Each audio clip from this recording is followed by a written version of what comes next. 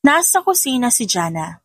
May hawak siyang spatula habang nagsasaing dahil nagluluto din siya ng ulam. May grasa pa siya sa pisngi dahil galing siya sa pag-aayos ng jeep kaninang madaling araw. Hoy, 6:00 na. Kung sino man ang hindi babangon in 5 seconds, may duty kayong linisin ng jeep mamaya. Sigaw ni Jana sa buong bahay. May mga tunog ng kalabog mula sa itaas.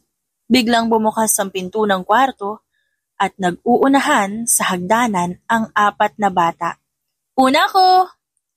Sigaw ni Jet, ang pinakabibo at competitive sa magkakapatid. May suot pa siyang kapa gawa sa lumang kumot at may hawak na laruan na parang baril. Huwag ka mandaya, Jet! Reklamo ni Ziggy, ang pinakamatino at bookish. May hawak pa itong libro habang bumababa ng hagdan. Balak dalhin kahit sa agahan. Chill lang kayo mga dude, ani Jiho, ang pinakalilo at cool kid. Nakapajama pa at mukhang bagong gising. Medyo half-closed pa ang mga mata, pero may earphones na agad sa leeg. Out of the way. Please! Saad ni Kiyo, ang bunso, sa pila, pero pinakamaingay. May hawak siyang plushie at mukhang laging galit kahit hindi naman. Ako ang official taster ng breakfast ngayon. Saad nito. Ang official taster ng breakfast naguhugas muna ng kamay. Sabay abot ni Jana ng pamuna sa bata. At Jiho, tanggalin mo na yung earphones mo habang kumakain. Baka malunok mo yan na hindi namamalayan, ha? Nagkakagulo na sa hapag. Habang nagsasalansan si Jana ng sinangag, pritong itlog at hotdog sa mga plato. Nilapag niya ito isa-isa sa harap ng 4 na makukulit na bata. Sabay silip sa kawali para i-check ang longganisa. Yasi! Sigaw niya nang malagay ang huling batch sa kawali. Pakisilip ngayong gatas sa ref, baka expired na naman. Mula sa likuran, lumitaw si Yasi. Ang masungit pero stylish na pinsan ni Jana na mukhang laging bagong gising kahit tanghali na. Messy bun ang kanyang buhok at may hawak na cellphone na parang extension na ng kamay nito. Expired na nga. April pa to. Reklamo ni Yasi sa kainangat ang karton ng gatas. Tapon ko na to Hindi. Gagamitin ko pang panglinisin ang makina ng jeep, sayang. Sagot ni Jana ng seryoso. Napatawa si Jiho. May bagong maintenance hack si Mama Jana. Gatas panglinis. Hoy Kiyo, kutsara at tinidor ang gamit, hindi daliri. Sita ni Yasi nang makita si Kiyo na sinasaw-saw ang longganisa sa ketchup. Okay lang yan. May antibodies na yung mga batang yan. Nakagat na nga yan ng pusa dati, hindi man lang nilagnat. Ew! Sabay-sabay na reklamo ng 3 kambal habang tumatawa. Alam nyo, kung di lang kayo cute, matagal ko na kayong sinumbong sa barangay. Biro ni Yasi at umupo sa tabi nila. Saka nagbukas ng app sa cellphone. May pasok ba kayo ngayon? Sabi ni Ma'am, asynchronous learning daw.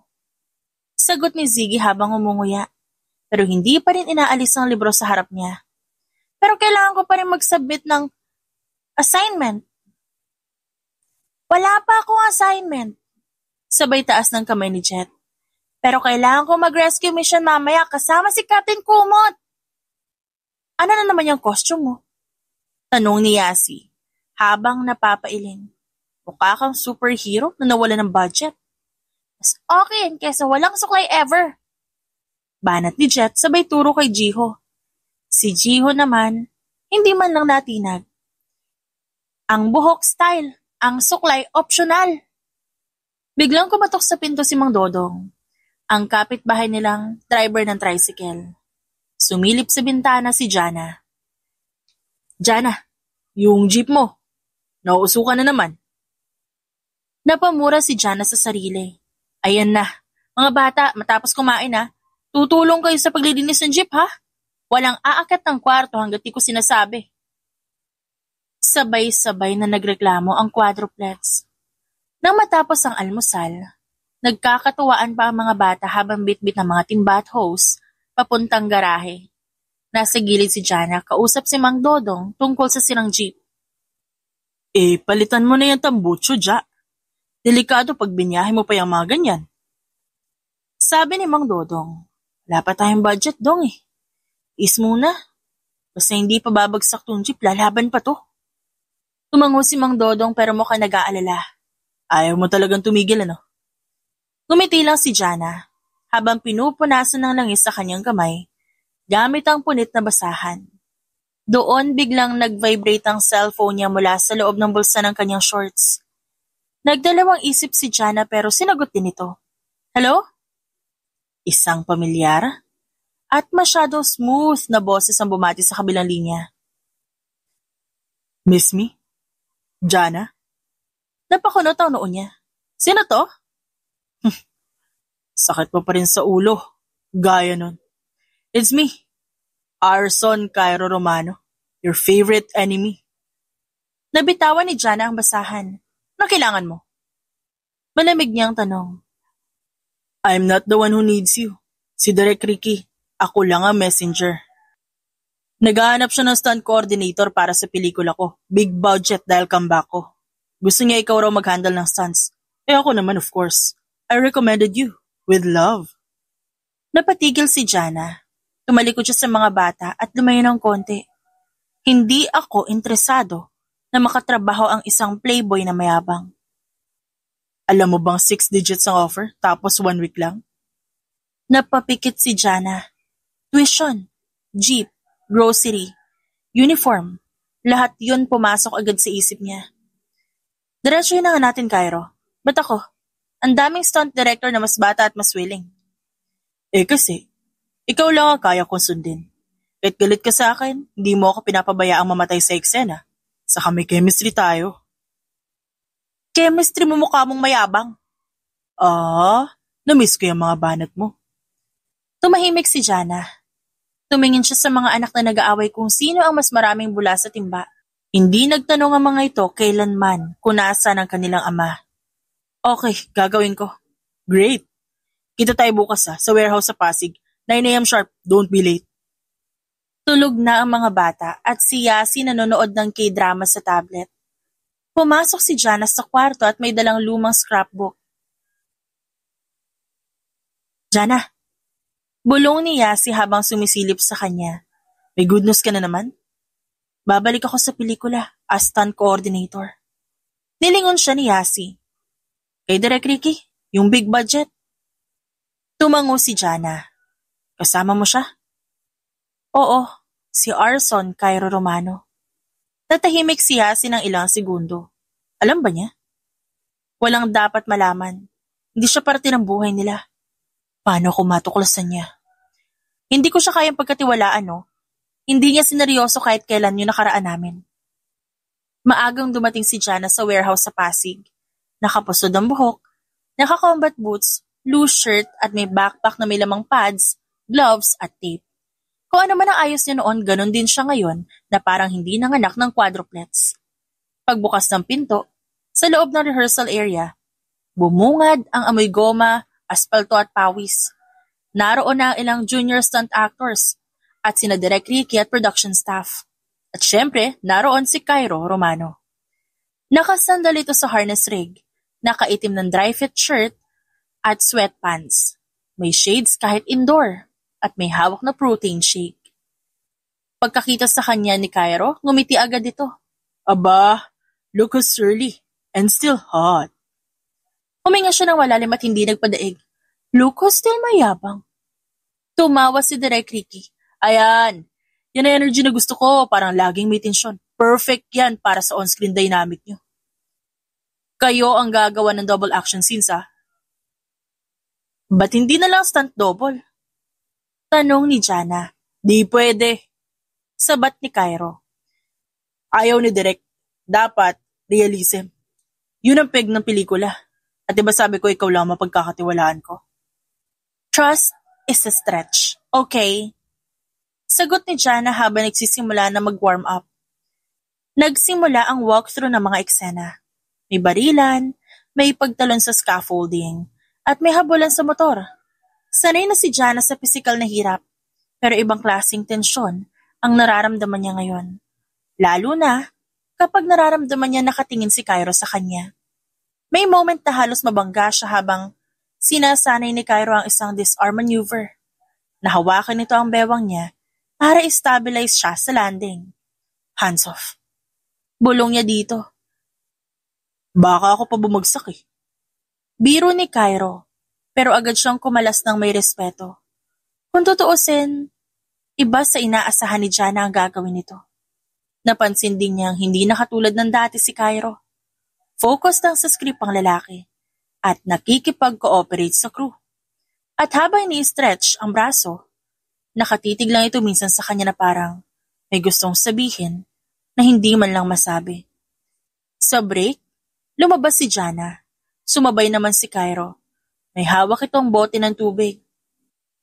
6 years. Ngayon na ulit kita nakita. Hindi tumingin si Jana rito. Masaya ako dun. Masaya din ako. Pero totoo ba yun? Alin? Yung iniwan mo ako sa set habang nilalandi mo yung assistant director? Napakamot si Cairo. Fair. Kasalanan ko yun. Pero iba na ako ngayon. Hanggang kailan? Hanggang kailangan patunayan. Pero bago pa siya makasagot, may tumawag mula sa loob. Balik na tayo! Ready na yung wire sequence!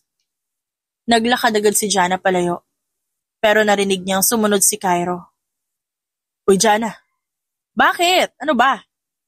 Asik niya at lumingon saglit. Nice to see you again. Kahit na laging salubong yung kilay mo. Napangiti si Jana ng sandali lang.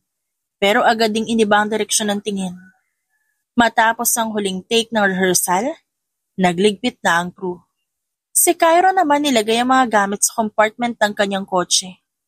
Papalabas na si Jana sa gate nang tawagin niya ito. Jana, sakay ka na, hatid na kita. Hindi man lang lumingon ang babae. May sasakay na ako pa uwi. Wala ka naman laging sinasakyan eh. Ngayon meron. Sagot niya at diretso pa rin ang lakad. Sige, huwag na lang kita yatid pero kain muna tayo. Napatigil si Jana sa sidewalk. Walang text si Yasi. Baka hindi pa tapos ang shift nito. Gutom na rin siya kaya mas mabuting kumain na lang siya bago umuwi. Napabuntong hininga siya. Mabilis lang treat mo, ayokong gumastos. Gaya ng dati, pareho silang komportable sa karinderiya kapag kumakain. Si Jana rin ang nagturo kay Cairo na doon kumain kahit noon pa. Masasabing marami silang panahon noon at naging close talaga sila sa isa't isa bilang magkaibigan. Pwera na lang na may mangyari sa kanila noon. Kanina pa rin hindi mapalagay si Jana. Bago kasi siya umalis noon, nalaman niyang may girlfriend si Cairo. May girlfriend na ito kahit may namagitan sa kanila. Cairo? Hanggang ngayon ba kayo pa rin ang assistant director? Tila nabigla si Cairo. Tumigil ito sa pagsubo ng kanin at tinignan siya. Wala akong naging karelasyon sa kahit sino noon. Di ba parang kayo naman? Madalas kayong magkasama. At saka sinabi niya sa akin na natutulog siya sa kondo mo. What? Hindi ko siya pinatulog sa kondo ko, no? Why would I let her stay in my place kung di ko naman siya girlfriend? And even if she was my girlfriend, hindi ako nagpapapasok ng mga babae doon. Really? Kaya siguro ako lang ang babaeng pinatuloy mo doon dahil wala namang talagang namamagitan sa atin. We're just friends. With benefits. Nakita niya ang pagdilim ng tingin ni Cairo. Ngayon niya lang nakita ito na galit. Friends with benefits. Yan lang ba talaga ang tingin mo sa relasyon natin nun? I don't know. Ayoko naman mag-assume. Kundi lang ako ang babaeng kinakausap at nilalandi mo. Kibit balikat na sagot ni Jana. Hindi kita nilandi. Gusto kita.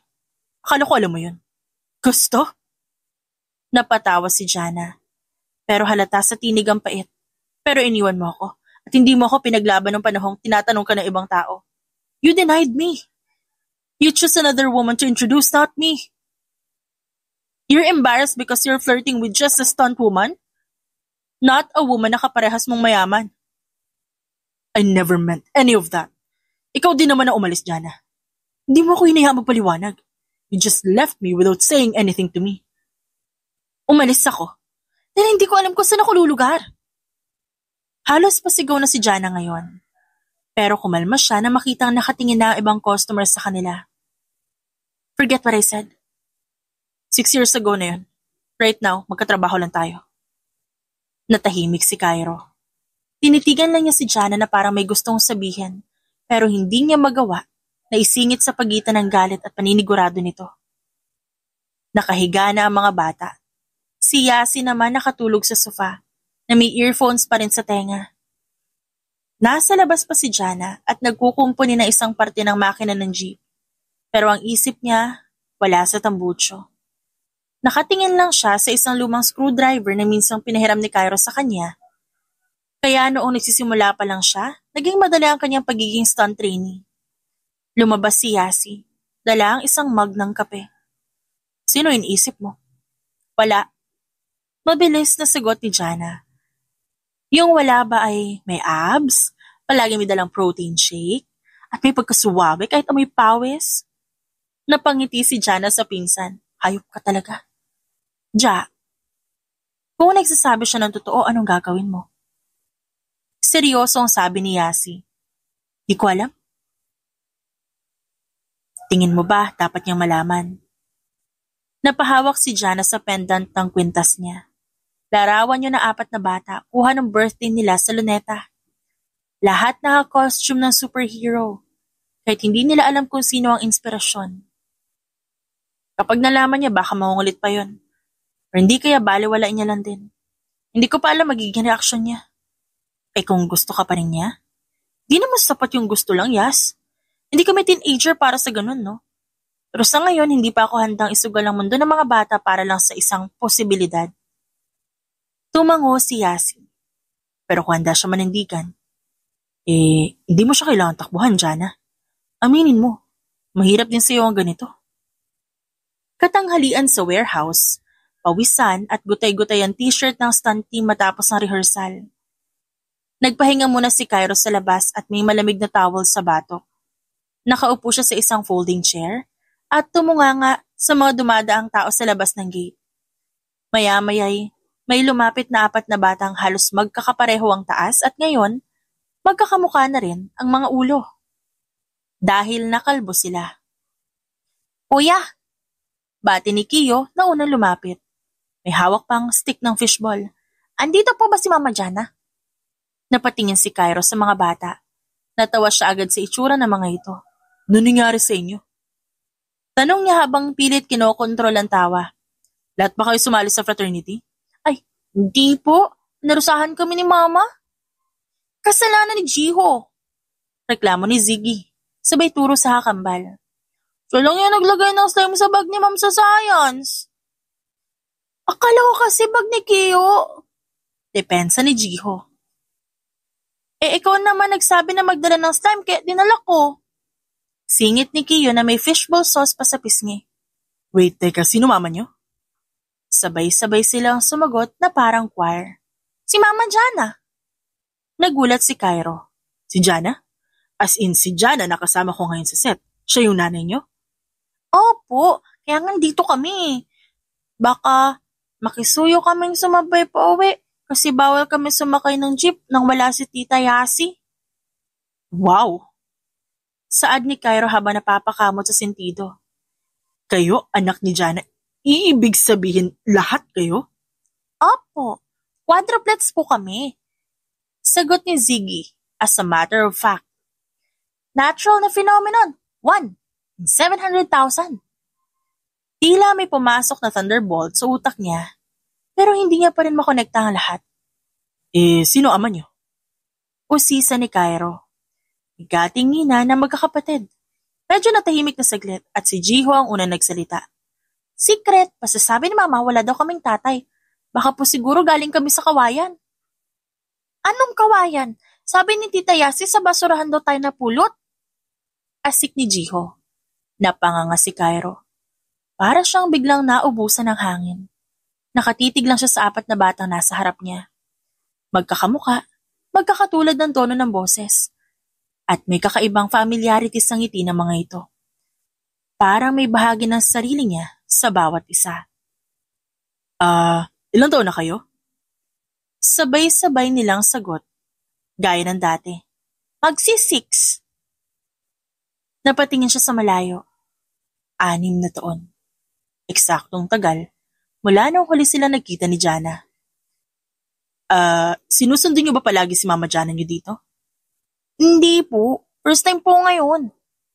Sagot ni Kiyo, habang dinidilaan ng fishball sauce sa daliri. Wala po kasi si Tita Yasi. May overtime daw po sa clinic. Pwede po ba magpa-picture? Tanong ni Ziggy bigla, sabay kuha ng toy phone mula sa bulsa. Kasi po, idol po kayo ni Jiho. Oo nga, panood ko po yung trailer. Tumalon kayo sa bubong, sumabog yung likod. Ang astig! Umupo si Cairo sa bangketa at pinagitnaan ng mga bata. Hawak niya pa rin ang malamig na towel sa leeg pero pawis na pawis ang palad niya. O sige, smile tayo. Ani Cairo, pero hindi niya mapigilang titigan si Jiho na parehong may tuldok sa ilalim na matagaya ng kanya. Biglang may boses mula sa loob ng gate. Mga anak ng ina, kayo pala yung nasa labas? Ani Jana. Lumabas mula sa rehearsal area, habang nakatali pa ang buhok at may guwantes na nakasukbit sa bulsa. Nakita niya agad ang eksena. Nasa gitna ng 4 na kalbong bata si Cairo, na parang kopya ng sarili nitong pinanggalingan. Napahinto siya sa gate. Cairo, anong ginagawa mo dito? Sambit niya, at narinig ni Cairo ang paninigas ng boses niya. Tumayo agad ang lalaki. Jana. Lumapit ka agad si Jana at pinanlakihan ng mata ang mga bata. Sino nagsabi sa inyo na pumunta kayo dito ng kayo-kayo lang? Sorry, Mama. Sabi kasi ni Tita Yasi na susunod siya eh. Pero gutom na po kami, kaya dumiretso na kami dito. Napahawak si Jana sa sentido niya. Pumasok na kayo sa loob ng van ni Direk Ricky. Doon muna kayo, may aircon. Teka lang. Tumakbo ang 4, pero nag-iwan ng ilang sulya pabalik kay Cairo. Si Jiho pa ay kumaway bago pumasok sa van. Kakausapin na sana ni Cairo si Jana nang mawala ito sa kinatatayuan nito. Saan napunta yun? Tanong niya sa sarili at napakamot sa batok. Kanina lang nandito, ang bilis kumilos. Pagdating sa bahay, sinalubong agad ni Jana ang 4 na kalbong batang parang walang kasalanan. Nakaupo ang mga ito sa sala at nanonood ng cartoons. Anong ginagawa niyo sa set, ha? Sigaw ni Jana na halos maputol ang hininga. Si Jiho po kasi. Sabay-sabay na nagsumbungan ng 4. Tumigil kayong lahat. Kahit wala ang Tita Yasi niyo, maghihintay kayo dapat doon. Sorry na po, Mama. Sabay-sabay na yumuko ang mga ito. Halos magkasabay ang paglaglag ng balikat. Napabuntong hininga si Jana. Hindi niya kayang magsungit ng matagal sa mga anak. Pero hindi niya rin kayang pagtakpan ng kaba. Hindi pa siya handang malaman ng kahit sino, lalo na si Cairo. Nagriring ang cellphone ni Jana. Wala ito sa tabi niya, dahil nasa banyo siya at nagpapaligo kay Jiho. Si Kiyo ang pinakamalapit sa mesa kaya ito ang sumagot. Hello? Isang pamilyar na boses ang sumagot sa kabilang linya. Hello, si Jana ba to? Si Cairo to, si... Hindi natapos na sasabihin ni Cairo. Scammer ka! Sigaw ni Kiyo sabay pindot ng end call. Walang caller ID. Hindi nakasave sa phonebook ni Mama. Obvious na scam yun. Sabay tingin sa mga kapatid ng taas noo. Na-scam ko yung scammer. Nice! Ani Jet sabay high five kay Kiyo. Good job! Ani Jiho at ngumiti pa. Clueless pa rin si Jana habang sinasabo ng ulo ni Jiho. Nasa balkonahe si Cairo habang nakatanaw sa hardin. Biglang lumapit ang kanyang ama na si Congressman Jaime Romano. Mahigpit ito, makapangyarihan, at kilala sa formal nitong pananalita. Anak, napansin ko lang, 6 na taon ka nang walang nagiging nobya. Baka naman gusto mo ireto kita kay Atty. Villanueva. Anak ng kaibigan ko sa Senado. Maganda, matalino at walang sabit. Pa, kung sakaling may anak na ako ngayon, tatanggapin mo ba? Napasinghap si Congressman Jaime na parang binuhusan ng malamig na tubig. Dahan-dahang ibinaba nito ang hawak na tabako. Anong klaseng tanong yan? So may binuntis ka nun? Hypothetical lang pa. Tinitigan siya ng ama na matagal bago muling nagsalita. Kung meron ka nang anak, wala na tayong magagawa. Alam mo naman nun, kung sinong playboy ang hindi marunong magbilang. Nagbago na ako. Bumalik na yung babaeng matagal ko na hinihintay. Siya lang ang hinintay ko sa lahat na naging babae sa buhay ko. Napailing si Congressman pero nakita ni Cairo ang bahagyang pagluwag sa ekspresyon ng kanyang ama. Babaeng hinihintay mo? Si Jana ba yan? Opa, si Jana. At may posibilidad na mga anak ko yung 4 na batang nakita ko sa set. Umupo si Congressman Jaime sa isang rattan chair at huminga ng malalim. Quadruplets, anong ginawa mong milagro, anak? Napangiti si Cairo kahit seryoso ang usapan. Wala pa, pero kung totoo nga hindi to milagro. Resulta lang to na isang gabing hindi ko pinagsisihan. Ay ang tanong, handa ka bang panindigan ng mga bata? Handa ka bang panindigan si Jana? Kasi kung hindi, edi wag mo nang guluhin ang mundo nila. Abala ang buong set. May explosion rehearsals, mga stunt double na tumatalon mula sa scaffolding. At si Jana, todo tutok sa blocking ng fight sequence. Mula sa isang monitor tent, nanonood si Cairo habang naka-costume ng action star na suot ang leather jacket na may dugu-dugu effect. Ngunit imbis na pagtuunan ng pansin na eksena, panay ang sulyap niya sa babae. Cairo, gusto mo bang sabayan kita mamaya sa dinner? I know this good sushi place. O baka gusto mong take out sa condo mo? Malanding sambit ni Tina. Isa sa mga cast ng movie. Maybe some other time, Tina. Hindi pa ako makapag-relax lately.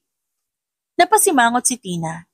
Napatingin din siya kay Jana na seryosong kausap ang isa sa mga utility crew habang tinuturo ang spot kung saan babagsak ang stunt double. Ano ba meron sa babaeng yan? Suplada na nga, hindi pa artista.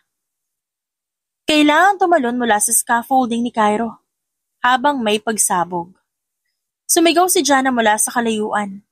Cairo, remember, kapag tumalon ka, lead with your left foot. Pagbagsak, roll to your right shoulder. Huwag mong kontrahin ng momentum. Copy that, Jana. Sagot ni Cairo sabay kindat. Nagtawa na ng ilang crew sa paligid pero nanatiling seryoso si Jana at walang reaksyon. Hindi siya kailanman natitinag sa mga pakul ni Cairo. Sumenyas ang direktor mula sa monitor tent. In 3, 2, 1, action! Tumalon si Cairo ng medyo maaga sa cue, pero eksakto pa rin sa timing ng pagsabog. Maayos ang landing, pero imbes na agad lumabas sa frame, nag-pose pa ito na parang superhero, isang tuhod sa lupa, tapos tiningala si Jana sa kangumiti. Cut! Nice take! Pero Cairo, huwag na yung pose sa dulo. Hindi ito superhero movie. Sorry direk ah. Anito at tumawa. Nilapitan ng AD si Jana at binulungan. Ma'am, pasensya na po ah. Parang may pinapatunayan yata sa Sir Cairo. Ignore mo lang. Sagot ni Jana sabay tingin sa clipboard. Pagkababa ni Cairo mula sa platform, agad siyang nagtungo kay Jana. Basang-basa ng pawis ang noon niya, pero para bang hindi alintana basta makalapit lang dito. Kumusta landing ko? Tanong niya sa babae. Maayos. Tipid na sagot ni Jana, hindi man lang siya tinapunan ng tingin. Maayos lang? Parang hindi man lang nakita yung effort ko sa triple roll. 2 lang ang roll. Muntik ka pa rin sumobra sa marka. Ma'am Jana, ready na po yung harness ng stunt double. Testingin po natin yung wiring. Singit ng isang crew. Tumango si Jana sa kamuling tinapunan ng sulyap si Cairo. Balik ka na sa holding area. Marami ka pa eksenang kailangang galingan. Busy ang buong production team habang naghahanda para sa sunod na eksena. Wala pa si Cairo dahil may radio guesting daw, kaya late darating. Dumating ang tricycle sa parking lot. Bumaba mula rito si Yasi at sumunod ang quadruplets. Isa-isa lang ah, walang may iwan, walang makikipag-away sa guard. Bilin niya sa mga ito. Bumaba ang quadruplets na lahat nakaitim na leather jacket, puting t-shirt, combat boots at syempre shades. Kalbo pa rin. At nakasabit pa ang toy handcuffs sa kanilang gamit. Kinukuhanan ni Yasi ng picture ang 4. Dahil sa mga suot nito, grabe kayo, Mukha kayong mini bodyguard si Daniel Padilla. Hindi po, Tita Yasi. Mas pogi kami tulad ni Tito Cairo. Sigaw ni Ziggy. Habang abala ang buong production sa paghahanda na eksena, biglang nagkagulo ang iilang crew sa likuran ng mapansin ang paparating na mini action stars na 4 na batang kalbo, naka-leather jacket at shades. Hoy, sino to mga batang to? May bago bang karakter sa pelikula? Tanong ng isa sa mga utility. Ay, hindi. Anak daw ni Ma'am Jana. Mga bodyguard daw ni Daniel Padilla. Napatingin si Jana mula sa pinapatakbong blocking ng stunt double. Halos malaglag ang clipboard sa gulat na makita niya ang 4. Hoy! Anong ginagawa niyo dito? Di ba sabi ko kay Tita Yasi? Surprise! Sabay-sabay na sigaw ng 4. Na-miss ka namin, Mama. Dagdag ni Jiho. Na ngayon sinikap ang gumulong-gulong sa semento gaya ng isang stuntman. Bago pa makapagsalita si Jana, narinig nila ang isang boses mula sa likuran. Uy, may bagong cast? Ako ba papalitan ng mga to? Si Cairo kararating lang mula sa radio guesting at ngayon huminto na sa tapat ng mga bata. Suot niya ang jacket na may pangalan ng pelikula at hawak pa ang bottled water. Nang makita ang 4 na bata, agad siyang umiti. May mga bossing, bagay sa inyo ang shades ha. Pero mukhang may mas pogi pa sa akin ngayon ha. Ako po yun. Sigaw ni Jiho sabay taas ng kamay. Hindi ako. Kontra ni Ziggy. Lahat tayo pogi. Mariing sabi ni Jet. Oo nga. Dagdag ni Kiyo. Galing sa maganda at pogi kasi. Nagkatinginan sina Jana at Cairo sa sinabi ni Kiyo. Nag-init ang pisngi ni Jana, pero hindi na siya nagsalita. Pwede ba kaming tumambay dito habang wala pa si Tita Yasi? Tanong ni Jet. Tumulong na lang kayo sa props department o baka gusto niyo sumama sa eksena. May explosion later. Tara! Sigaw ng 4 sabay takbo palayo. Naiwan sina Jana at Cairo na ngayon parehong tahimik habang pinapanood ang quadruplets. Nanatili si Jana at Cairo sa gilid ng set. Habang pinapanood ang quadruplets na ngayon ay kinukulit si Kuya Bong sa props department. May ngiti sa labi ni Cairo habang siya naman ay parang hindi mapakali. Ja. Tawag ni Cairo. Napatingin din si Jana saka huminga ng malalim. May gusto ko sabihin sa'yo, Cairo. Matagal ko na dapat sinabi pero... Sige! Isang sigaw mula sa labas ng gate. May sumisigaw ng pangalan ng bata. At ilang segundo pa'y narinig ang ingay ng mga crew na nagtatakbuhan. Kidnapper daw! May tumangay sa isang bata! Sigaw ng guard. Namilog ang mga mata ni Jana. Anong? Tumakbo siya agad palabas, kasunod si Cairo. Sa gilid ng warehouse, umiiyak na bata ang naroon, si Kiyo. Habang si Jiho at Jet hawak na isang crew member, gulong-gulo at gulat sa nangyari. Si Kuya Ziggy, kinuha siya! Sigaw ni Jiho habang humahagulhol. May lalaki naka-face mask. Sabi niya, kukunan daw po ng picture pero bigla na lang siya binuhat. Lumapit si Jana at Cairo. Lumuhod agad si Jana kay Jiho. Anak, saan? Saan sila dumaan? There. Turo ni Kiyo at halos hindi makapagsalita. Nakasakay sila ng motor. May backpack yung kuya. Pati si Kuya Ziggy meron din. Nandun yung typhoon niya. Agad naglabas ng phone si Cairo at tinawagan ng team sa security. Lock the exits. Tignan lahat ang CCTV. Ngayon na. Bossing! Nakita yung motor. Papunta sa service road. Sigaw na isang PE na may walkie-talkie. Hindi na naghintay pa si Cairo. Kinuha niya ang helmet mula sa props table, sumakay sa lumang trail bike na nakapark sa likod at lumingon kay Jana. Babalik ako. Kukunin ko si Ziggy. Pipigilan sana siya ni Jana, pero umarangkada na ang lalaki palabas. Ang natitirang 3, yakap-yakap ni Yasi na ngayon kararating lang at parang gustong himatayin sa kaba. Sa ilalim ng matinding sikat ng araw, humahagibis si Cairo sa kahabaan ng service road. Tumatalbog ang trail bike sa lubak. Sa kanyang tenga, nananatiling malinaw ang boses ni Ziggy mula sa toy phone. Sabi mo gusto mong malaman kung sinong tatay ko? Secret yun.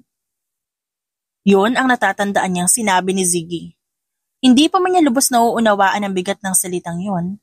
Alam niyang dapat niyang mailigtas ang bata. Bigla siyang nakakita ng van na kulay gray na huminto sa isang bakanting lote. Nakita niya ang isang lalaking may takip ang mukha na bumaba. Parang may buhat na bata. Si Ziggy. Doon! Sigaw na isang boses mula sa likod. Napalingon si Cairo at halos mapapreno siya sa gulat. Nakasakay sa isang motorcycle si Jana na ginagamit nila sa taping at may dala pang baton. Jana, anong? Huwag ka nang kumontra. Anak ko yun. At anak natin. Singhal nito.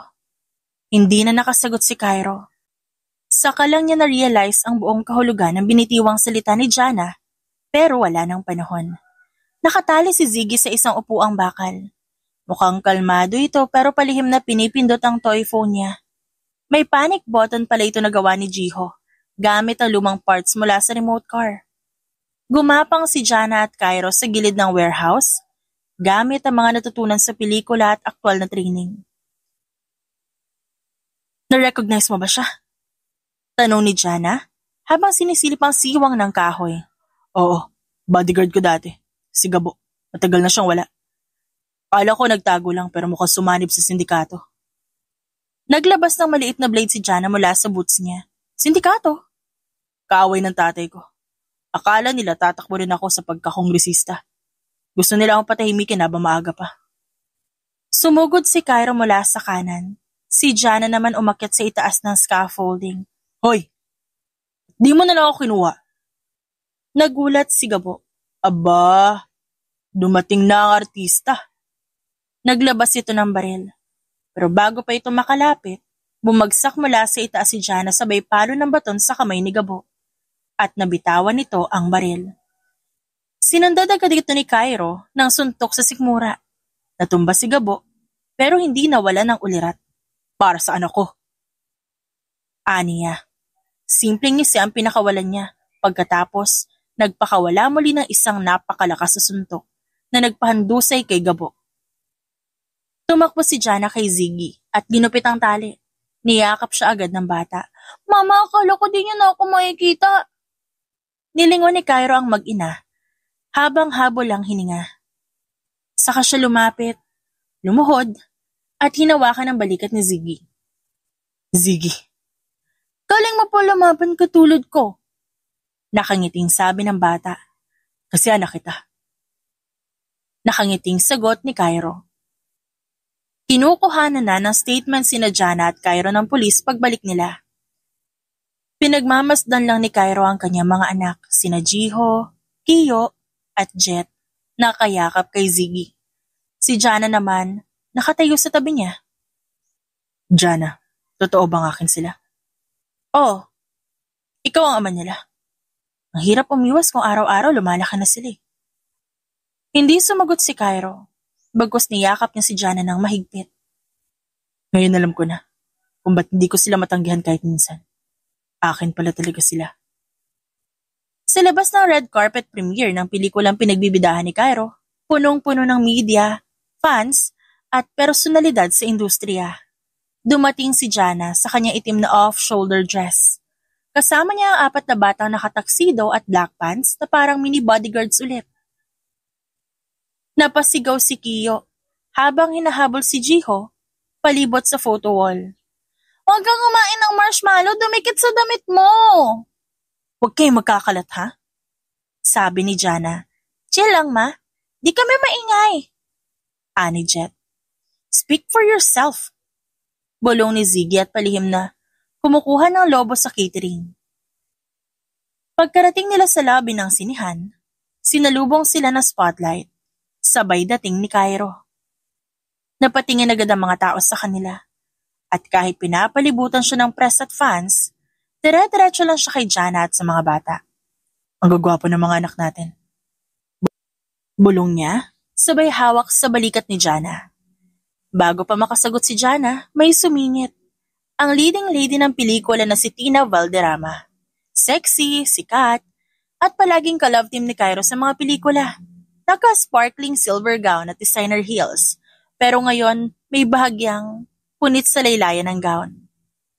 Excuse me, ani Tina habang nasa bewang ang kamay. Isa sa mga bata mo ang sinira ang gown ko. Sinabitan ng lobo o candy o kung ano man yan. Look! Sabay turo nito sa punit. Namutla si Jana. Nilingon niya ang apat na lahat nakatitig kay Tina at mukhang walang gusto umamin. Ako po yata. Pero hindi ko po sinasadya. May bubblegum sa bulsa ko, nahulog po tas dumikit. Bubblegum? This is a Guillermo Reyes original. Alam mo ba mas mahal pa to sa sweldo ng team nyo? Napakuyom ng kamao si Jana. Pero bago pa siya makapagsalita, humarap si Cairo dito at tinapik si Tina sa balikat. That's enough, Tina. Bata lang si Kio. At nangyayari ang mga aksidente. Huwag mo siyang sigawan sa harap ng maraming tao. But Cairo? No buts. Hindi lahat ng pagkakataon, ikaw masusunod at palaging tama. Lumapit si Cairo kay Kio at lumuhod sa harap nito. Pinunasan niya ang luha ng bata. That's okay, buddy. Mag-sorry ka na lang kay designer, ha? Ako nang bahala. Matapos ang matagumpay na premiere ng pelikula, nama pa rin ang init ng spotlights sa paligid. May isang plano ang bumubuo sa isip ni Cairo Romano. Hey, sabay lakad sa tabi ni Jana habang buhat si Kio sa kanan. Naisip ko why not mag-out of town tayo this weekend. Somewhere peaceful. Just to breathe. You know, after all the chaos. Pero wala namang rason para magbakasyon tayong dalawa. Not just the two of us. With the kids. Family trip, kumbaga. They love it. Exactly. They will love it. But I don't see the point kung magkasama tayong dalawa sa isang trip na parang may something. Ayokong bigyan ng maling signal ng mga bata. Ma, ayaw mo ba mag-swimming tayo? Tanong ni Ziggy. Promise, di na ako magsusuot ng shade sa gabi. Wika ni Jet. Pwede ba kahit sandali lang, ma? Gusto ko lang makita si Papa mag-jetski. Irit naman ni Jiho. Bumigat ang dibdib ni Jana sa mga tanong. Alam niyang, hindi ito usapin ng simpleng bakasyon.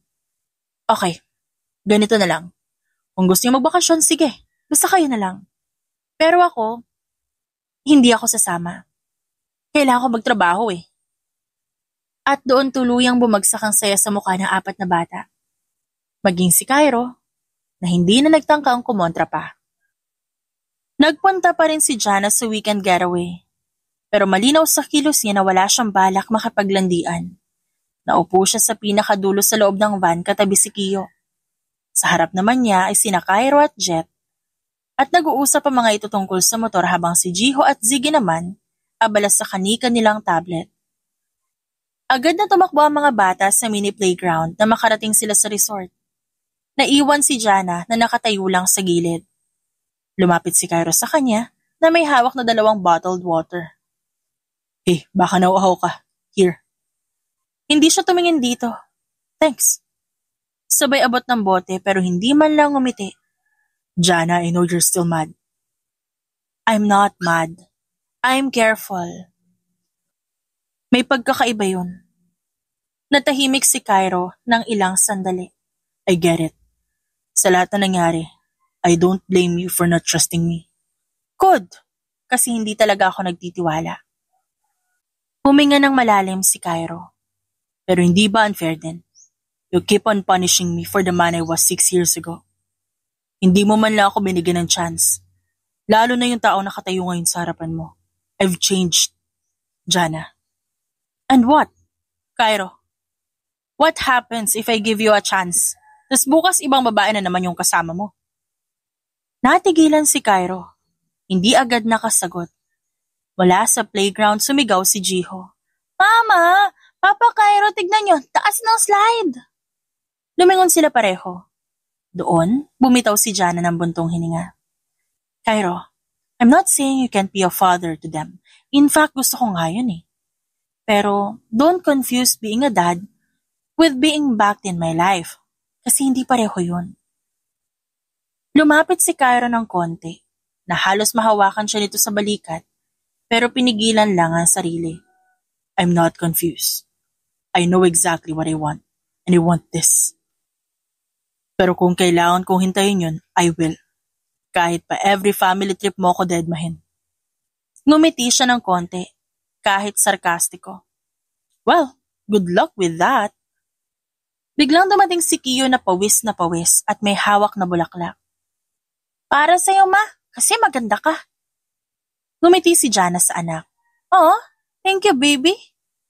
Ako, may flower din ba ako? Wala. Kasi ikaw dapat yung magbigay ng flowers kay mama. Tumingin si Cairo kay Jana at saka ngumisi. Oo nga naman. I'll take note of that, buddy. Kinagabihan, natutulog na ang mga bata sa cabin. Lumabas si Jana para uminom ng tubig. Naabutan niya pa si Cairo sa porch. At mukhang binabasa ang bagong script nito sa bagong pelikula. Nagtatrabaho ka pa? Tanong niya na medyo mahinahon na. Yeah, rewrites. Pero honestly, I just needed air. This is a lot. Yeah, seems like similar to raising kids. Lalo na 4 na bata. A lot. That's really so much. Many things happening to me. Have you ever gotten used to it? Raising them alone? Di naman. You just get better at hiding how tired you are. Kailangan mo lang yung itago. Kailangan mo magpanggap na okay ka. Kasi wala ka namang choice eh. Ayoko naman magmukhang mahina sa harapan ng mga anak ko. Jana. Yes. You go first. I want to earn this. But if all I get is to be their dad, then okay. I'll still show up. Mabuti naman kung ganun. Kasi mukha naman maraming ganun, di ba? Co-parenting. Hindi naman kasi lahat ng tao babalik lang sila sa isa't isa para sa anak. May iba din kasing ayaw nang bumalik kasi natuto na sila. Kinabukasan sa hapagkainan, nagtanong si Jiho. Papa Cairo, may tanong ako. Kung may sequel yung pelikula mo, may role ba kami doon? Absolutely. Hindi kompleto ang kwento kung wala ang 4 na bida. Sabay-sabay na natuwa ang mga bata at nagsisisigaw. Naglalaro ang mga ito sa beach. Magkasama sina Jana at Cairo sa isang shaded lounge area. Bit-bit ni Jana ang laptop niya dahil nagre-reply siya sa mga emails. Si Cairo naman chill lang sa isang recliner na parang wala ibang iniintindi kundi ang paligid. Miss! Tawag ng isang lalaking foreigner na mukhang turista. You dropped your pen? Ngumiti si Jana at kinuha ang pen. Thanks. That's sweet of you. First time here. Maybe I can show you around. Ngiting courteous lang ang sagot ni Jana. Pero bago pa siya makasagot na maayos, lumapit agad si Cairo at nakapamewang. Hi brother. Actually, kami ang show around sa kanya. Family trip kasi ito. Sabay abot ng kamay ni Jana at hinila palapit sa kanya. Right, hon? Napakunot ang noon ng babae at tinapik ang kamay ni Cairo. Hoy, excuse me lang. Hindi ko kailangan ng tagapagtanggol. Umalis na lang ang turista at mukhang nahiya. Huminga ng malalim si Jana at binalik ang focus sa laptop. Pero halatang naiirita na siya.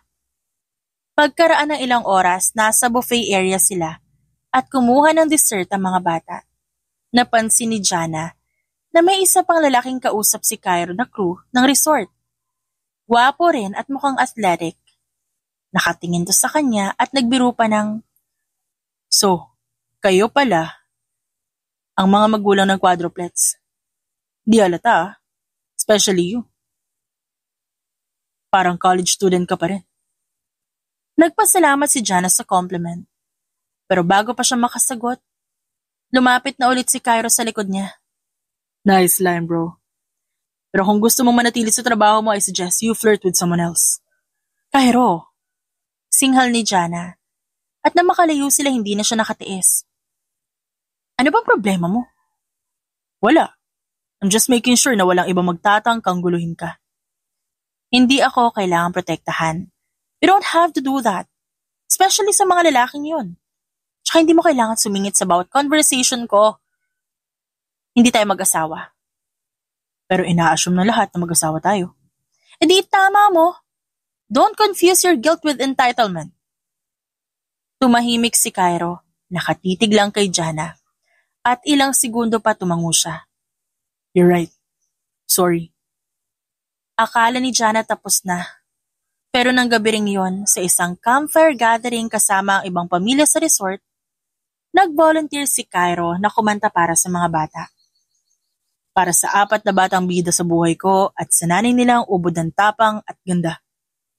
Kinilabutan si Jana pero hindi siya nakatanggi dahil ang mga bata ay tuwang-tuwa. Pagkatapos ng kanta, lumapit sa kanya si Cairo habang nakaupo siya sa buhanginan. Hindi ko intensyon na saktan ka ulit, Ja. Pero ang hirap palampasin yung mga moments na pwede kitang tawaging akin. Kahit pa alam kong hindi na ako sigurado kung kailan pa yun magiging totoo. Alam ko. Nagigets ko. Galit ka. Pagod ka. May mga sugat ka pa rin. At kahit di ako karapat-dapat sa second chance, gusto ko malaman mong hindi ko to ginagawa para sa sarili ko. Ginagawa ko to dahil mahal kita. Napayuko si Jana at pinigilan ng sariling maapektuhan. Pero bago siya makasagot, biglang dumating ang mga bata na sina Jiho at Kiyo na may hawak na buko at marshmallow. Mama, Papa Cairo, group hug na daw! Sigaw ni Jet. Pagbalik mula sa bakasyon, balik trabaho agad si Jana. Iba na ang proyektong hinawakan niya dahil isa itong historical action film na malayo sa dating genre ng pelikula ni Cairo. Mabilis ang takbo ng set, puno ng eksena, at araw-araw may bagong hamon. Pero hindi yun ang tunay na hamon para kay Jana. Ang mas mahirap ay si Cairo Romano. Kahit hindi ito kasama sa pelikula, madalas itong dumadalaw sa set. Sino yun? Tanong ni Cairo minsang makita niya si Direk Leo na tumatawa sa tabi ni Jana. Director ko, hindi ko boyfriend. Sagot ni Jana na hindi man lang tumitingin dito. Bakit parang ang saya niya kapag kausap ka? Because I'm funny. Balik ni Jana sabay talikod. Hanggang isang gabi sa shooting, naghihintay ng setup ng sunod na eksena si Jana. Nang sumunod na naman si Cairo sa tent. Jana, pagod ka na ba? Gusto mo hatid na kita? Hindi ako pagod. Matipid na sagot ni Jana. Alam mo bang binisita ko yung kid sa bahay? Nilaro namin yung bagong board game. Sabi ni Jiho, gusto ka raw isama next time. Cairo, bakit ba kasi ayaw mo aminin na may nararamdaman ka pa rin? At doon na siya napuno. Tumayo siya at nilapag ang hawak na clipboard at tuminga ng malalim. Cairo, please! Huwag mo na akong kulitin! Bakit? Dahil ba hindi mo na ako mahal? Wala na ako nararamdaman sa'yo. Natahimik si Cairo. Hindi agad siya nakasagot. Kahit ilang beses mo sabihing nagbago ka na, hindi mo ako kayang bigyan ng kapayapaan. Sinasakal mo ako, Cairo. May pinagsamahan tayo, Jana. Kasi ako ang ama ng mga anak mo. Anak natin. Oo. Pero hindi ibig sabihin nun ibabalik kita sa buhay ko, sa puso ko. Lumingon si Jana dito. Kita ang luhang pinipigilang bumagsak sa mga mata ni Cairo. At totoo, Cairo. May araw na gusto ko ring maniwala na nagbago ka na. Na kaya mong mahalin hindi lang yung mga anak natin kundi pati ako. Pero tuwing sinusubukan ko maniwala, lagi kang may ginagawa na nagpapaalala kung ba't kita iniwan. Jana, baka mas okay ng ganito. Please lang, huwag na nating ipilit ang isa't isa. Okay? Pinunasan ni Cairo ang mata niya gamit ang likod ng kamay at tumango. Ang sakit pala na hindi nakasama sa 6 na taon ng buhay ko yung mga anak ko. Kaya ako may pag-asa man, Jana. Gusto ko sana ako na yun. Pero kung ayaw mo na talaga, tatanggapin ko. Tumalikod si Cairo at lumabas ng tent. Naiwan si Jana, nanginginig ang kamay na hawak ang clipboard. Mainit ang hapon at kababalik lang ni Jana mula sa rehearsal. Dala ang helmet, pumasok siya sa lobby ng isang hotel para kunin ang costume fittings ng isa sa mga artista sa pelikula. Pero hindi niya inakala makikita niya doon si Cairo. Nakaupo ito sa isang sulok ng cafe sa loob ng hotel. At kaharap, ang isang magandang babaeng naka-off-shoulder dress at tawa ng tawa.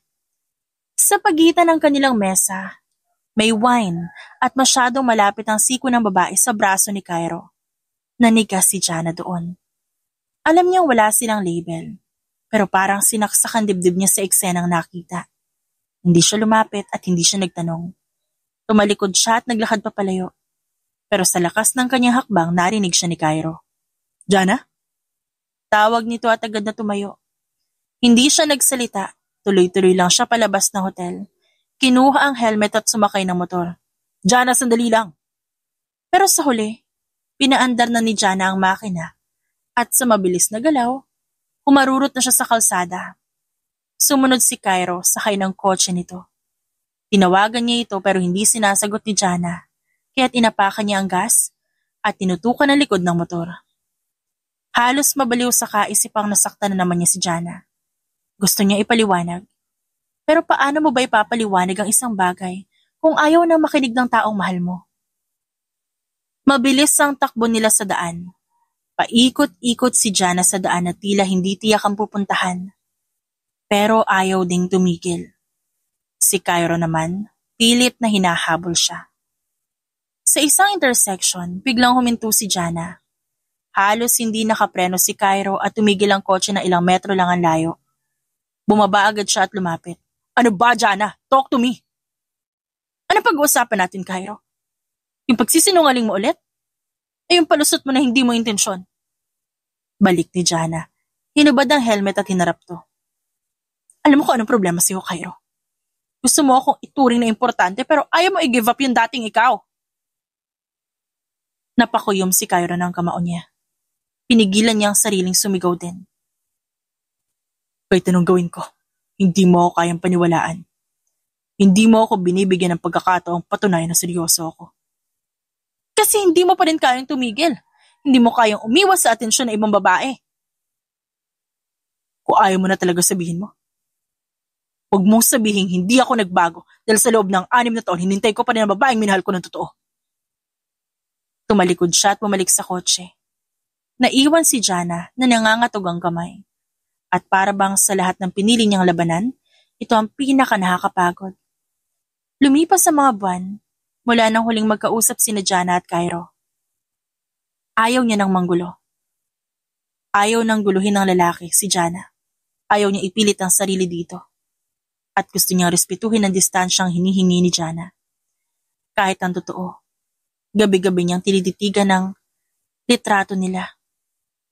Pero para kay Jana, hindi niya maipaliwanag ang sakit sa puso sa tuwing maririnig niya na dumaan lang si Cairo sa kanila pero hindi man lang siya kinausap. Hanggang isang gabi, habang pauwi si Jana mula sa overtime set, napadaan siya sa bar sa Ortigas. Nagtaka siya dahil may kaguluhan sa labas. At doon sa gitna ng gulo, nakita niya ang isang pamilyar na figura. Cairo? Bulong niya sa sarili. May dugo sa labi nito, may pasa sa pisngi, at mukhang dihado sa suntukan. 2 lalaki ang kaharap nito, na mas malalaki at mukhang lasing. Walang pagdadalawang isip, lumapit agad si Jana. Hoy, tama na yan! Sigaw niya sabay sunggab sa braso ni Cairo para hilahin to palayo. Tigilan niyo na to, tatawag ako ng pulis. Tumigil ang dalawa. Marahil, dahil babae ang nagsalita. Tumalikod ang mga ito, nagmura pa pero umalis din.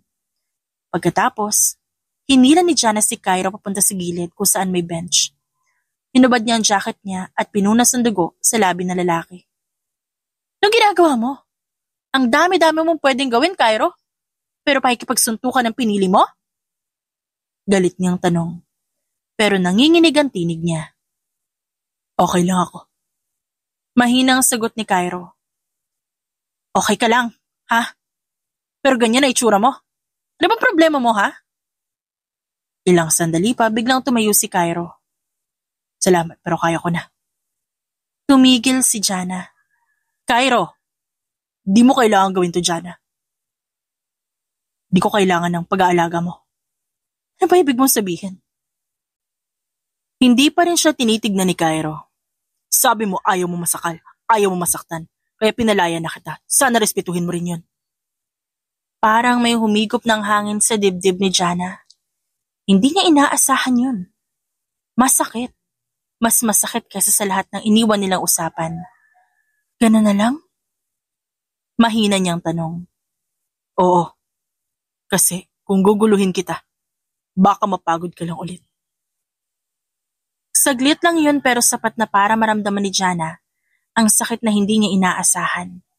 Ang sakit na pilit niyang iniiwasan pero hindi niya maikakaila. Dahil sa simpleng sagot ni Cairo, na-realize niya na hindi niya ito matatakasan dahil ang katotohanan, mahal niya pa rin ang lalaki. At ang mas masakit, siya na ngayon ang tinatalikuran. Simula noon, mas lalong naging malamig ang pagitan nila. Halos hindi na sila nagkakausap kahit pa nagkakasalubong sa bahay tuwing dumadalaw si Cairo sa quadruplets.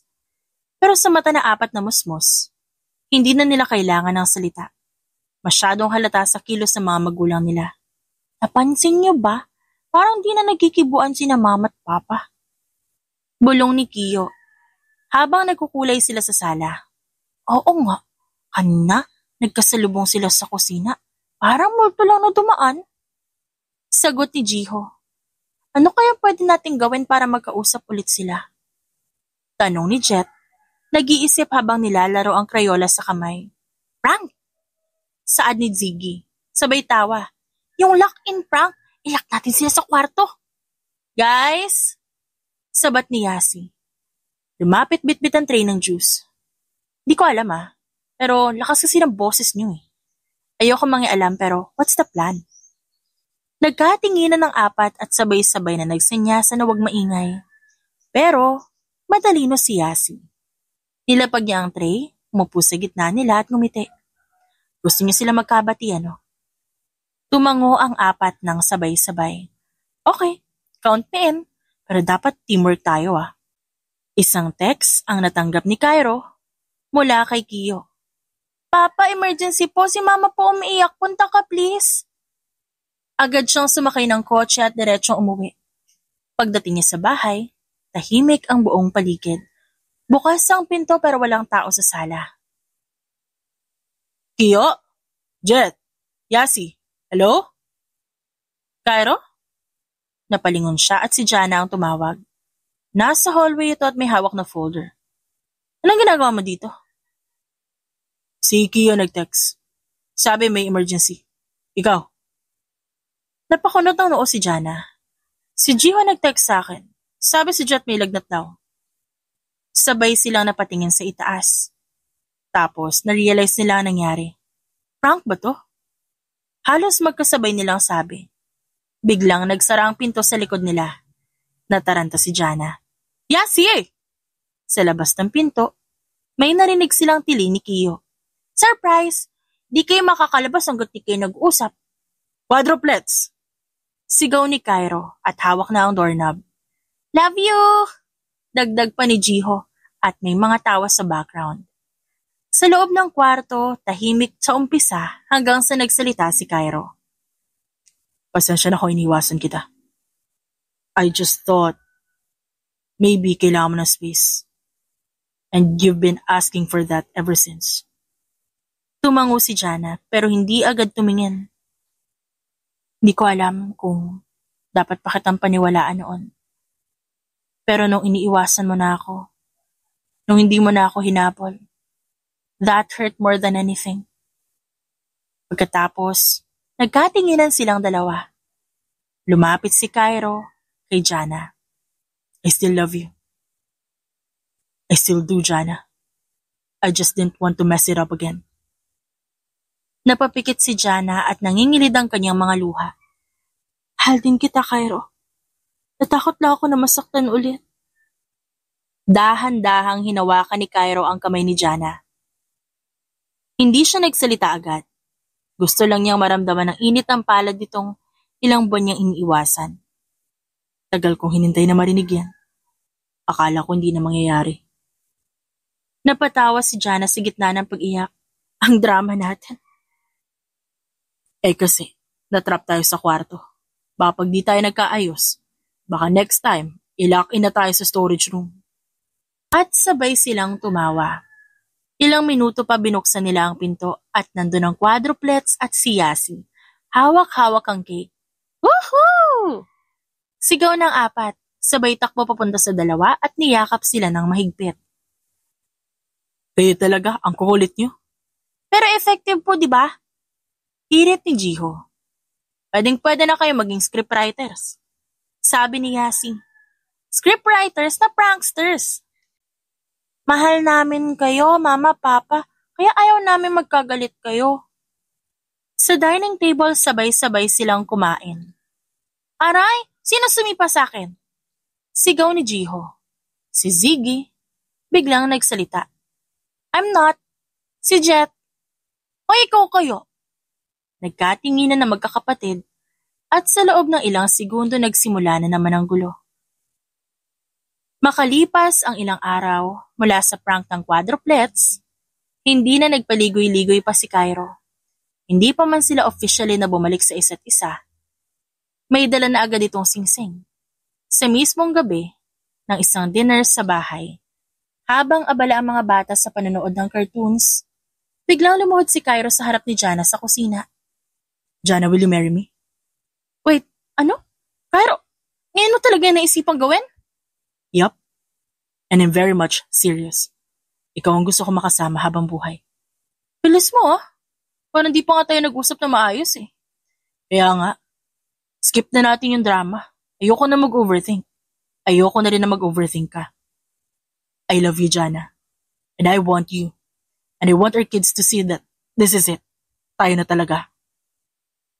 Biglang sumalpot sa gilid ng pinto si Jiho at sumilip. Mama, sabi mo dati gusto mo ng lalaking sure sa'yo. Yeah, si Papa o sure na sure? Singit ni Jet. Tagal niyong di nagkita kaya dapat pilisan niyo na. Go na, Mama! Sigaw ni Ziggy at Kio. Napapikit si Jana, saka nangingiti habang napapailing. You all planned this. No, tama ako? Tumawa lang si Cairo. Honestly, I think they're my campaign managers. Tumingin si Jana sa apat, saka kay Cairo. Sa kabila ng gulat at bilis ng lahat, ramdam niyang totoo ito. Hindi ito biglaan. Ito ay isang matagal ng desisyon na ngayon lang nasabi. Huminga siya ng malalim at ngumiti. Okay, yes, Cairo. I'll marry you. Ilang linggo ang lumipas, nagpa siyang mag-iina na bisitahin si Cairo sa taping. Kuya, excuse me po, saan ang set ni Cairo Romano? Tanong ni Jana sa crew habang bitbit ng isang backpack. Si Kio nakasakay sa likod niya habang ang tatlo parang may field trip. Ma'am, dun po sa warehouse set. Last rehearsal na nila. Sagot ng PA, sabay turo. Thank you. Sagot ni Jana at tinapik si Jiho. No running ha, baka may mabangga kayo. Copy, Ma'am Stunt Coordinator. Pagdating nila sa shooting site, nakita agad ng mga bata si Cairo na nakaharness, nakasando, may kunwaring dugo sa balikat at kasalukuyang hinihila sa ere. Wow! That's cool! Napalingon si Cairo nang marinig ang mga boses. Nakita niya si Jana at ang mga bata na nakangiti habang kumakaway. Cut! Good take! 15-minute break, everyone! Agad-agad bumaba si Cairo at nilapitan sila. Hey! Surprise visit? Yeah, sabi ng mga bata gusto ka raw nila makita. Ayaw ko naman palampasin yung ginagawa mo na huling scene.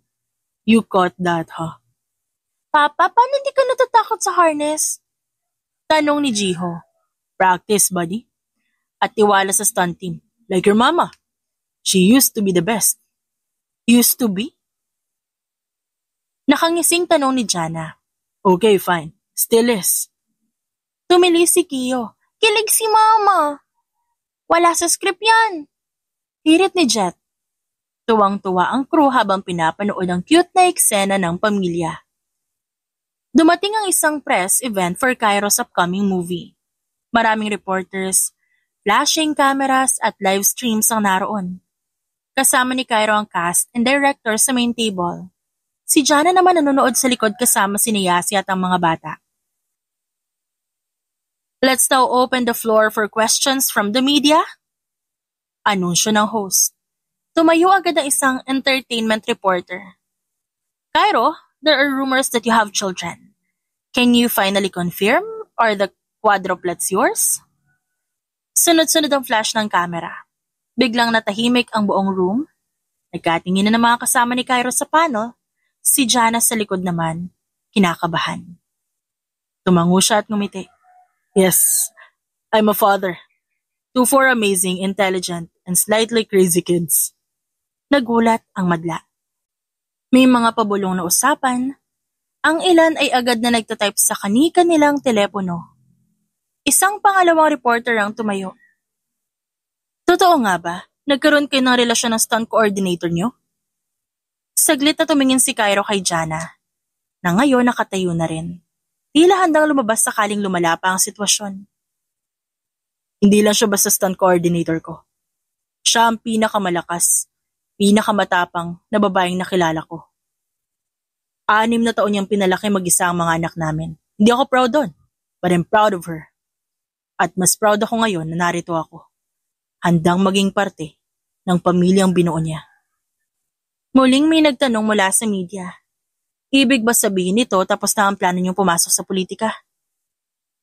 Bahagyang natawa si Cairo. No. Ang ibig sabihin nito, sisimulan ko ang pinakamahalagang kampanya ng buhay ko, ang maging mabuting ama. At kung sakaling manilbihan man ako sa bayan balang araw, gagawin ko ito ng may buong katapatan. Nagpalakpakan ng mga tao. May ilang miyembro ng media na napangiti at meron ding napapailing. Tinapik siya sa likod ng direktor. That's our papa?